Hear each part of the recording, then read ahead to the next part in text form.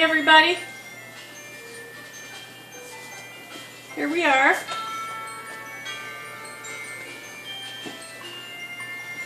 And this is my how-to on making the paper plate angel. You start with a paper plate that is the size of an regular eating paper plate. You can get the smaller one that is like a salad plate, not a bowl, but a plate. And the first thing you do is just go straight in to this line. And then again. And I cut it a little wider than maybe you would think normally because of I'm going to make a crown right here on the angel's head. Then I go straight in from the side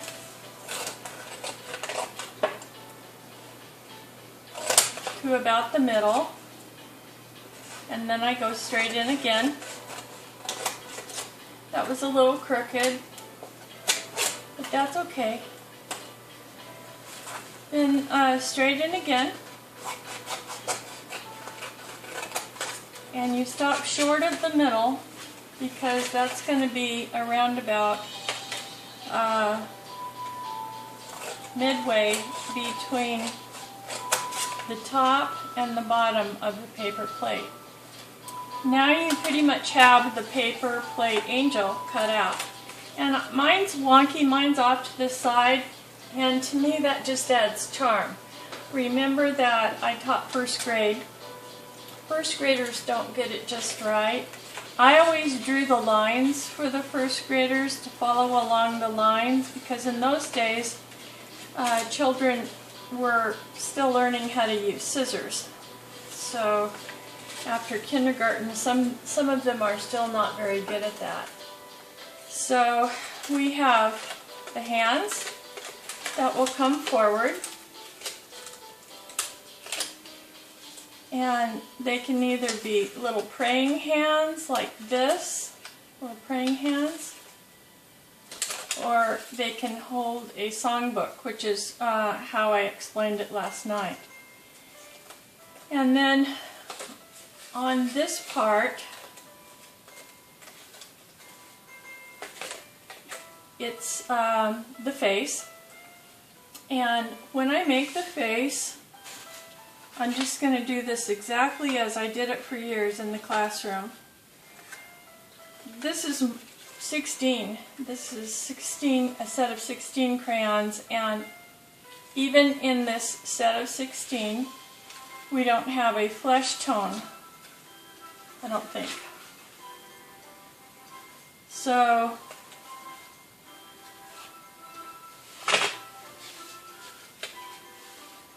in the classroom, all we had were a set of 8 crayons. That's your basic crayon. And I explained to the children that orange is pretty near the flesh tone unless you have brown skin. And if you have brown skin, then you would use a brown. And it was pretty simple, pretty cut and dry. And that worked out just fine for us. Where you're at, if you have a set of colors that are of any kind, watercolors or whatever, and they have many different skin tones in them, then use that.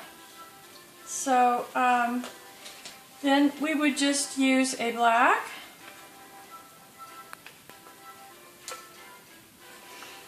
and very simple eyes, little round eyes.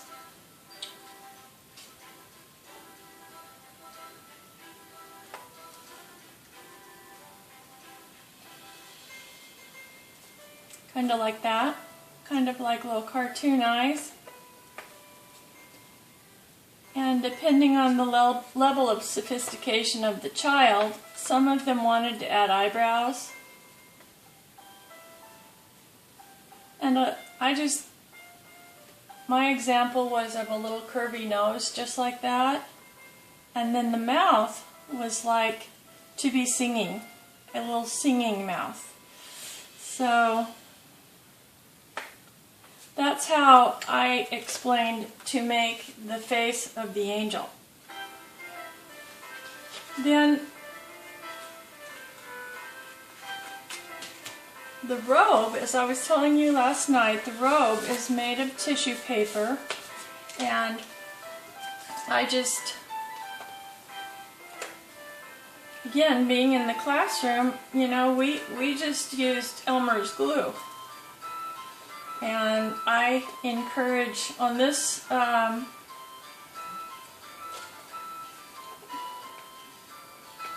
project, I encourage a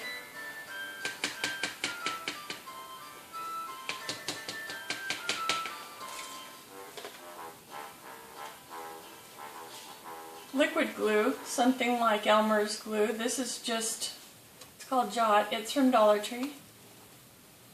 So 50 cents.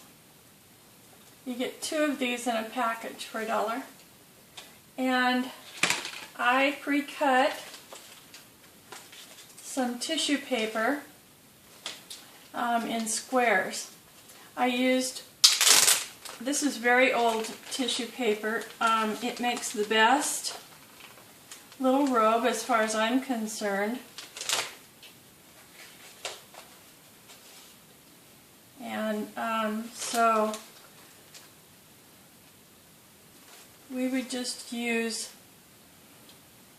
a pencil and wrap it around the eraser of the pencil, and that way with the little ones it didn't get away from them as easy as it might. So I'm just going to use this paintbrush, and we just wrapped it around. I just showed the children to wrap it around the end so that you had this end, put it in the glue, and then put it on the bottom robe of the angel. So then you just keep going, and if you already have your squares cut, this goes fast. Unfortunately, it doesn't go fast enough for first graders. Some of them would lose their interest in what they were doing pretty soon. But you can see that all you do is you put the pencil, or in this case the paintbrush, whatever it is that you're using, in the glue, and then just set it right on the paper plate and lift it, and it comes right out clean, and you don't have to worry about a mess. First graders will get their fingers in the glue and make a mess, but when I would show it like this, I would just be real careful, and so they would be careful, and then they would get a little upset about getting some glue on their fingers, and I'd have a little squirt bottle in the classroom. We didn't have a sink or anything. Kindergarten had a sink, but not first grade. So we would just wrap it around, keep going. Now if this were a color, it would look the same, it would just be more colorful. And I will take it all the way out to the edge of the robe. There's boy angels too. If the boys, Archangel Michael was one, and there were several, I would call them men angels in the Bible. So if the boys got upset about, hey, I'm not going to make an angel, I'm not a girl, then I would just explain to him, well, angels are either boys or girls. So nobody had a problem with this activity. You do need to go all the way out, and occasionally one will stick all the way out to the edge. And like I said last night, I don't want to bore anybody by doing the entire robe, but I just wanted to show you how I do it. These little squares are, I don't know if the end of this has gotten wet, but they're sticking. That's okay. These little squares are this size, so maybe, let's see here.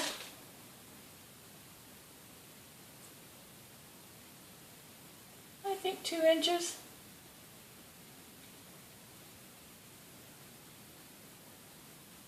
No, 1.5 inches. They're about 1.5 inches square. And that's just about right for me. Because you're cutting, usually, because you're cutting in en masse, then you're going to get, like this here, you'll cut as many as you can at the same time. I picked out some that had some sparkles on them, but you can pick out any color you want, any combinations of color. It's just whatever you want your angel to look like. And then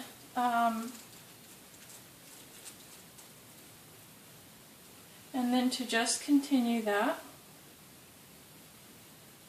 Honestly, the more glue that you have on there, the better, because it will just stick, and then you'll want to leave it alone and let it dry overnight, or you know, like all afternoon or something, because the little tissue papers will just fall down if you disturb them until they're dry.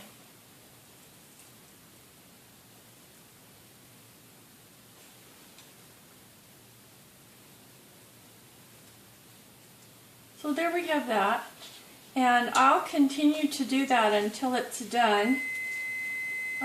These tissue papers have sparkle on them, but they also have snowflakes, so they were a little different than the rest of these. The rest of these just have sparkle. And I also have tissue paper that is from a shoebox, and that looks pretty cool too. It's just kind of like that, kind of lacy. And then over here I have red tissue paper and plain white tissue paper, and all of it is used because that makes it fluffier. If it's brand new, there's nothing wrong with the brand new, but I enjoy how fluffy this is. So just so you know. Then I like to go across the top for her crown with white glue and just, you know, add the glitter. You know how to do that. And then on the wings, I'll go up and down, up and down, up and down to make it look like the wings have kind of like veins or some kind of pattern to them. And then for the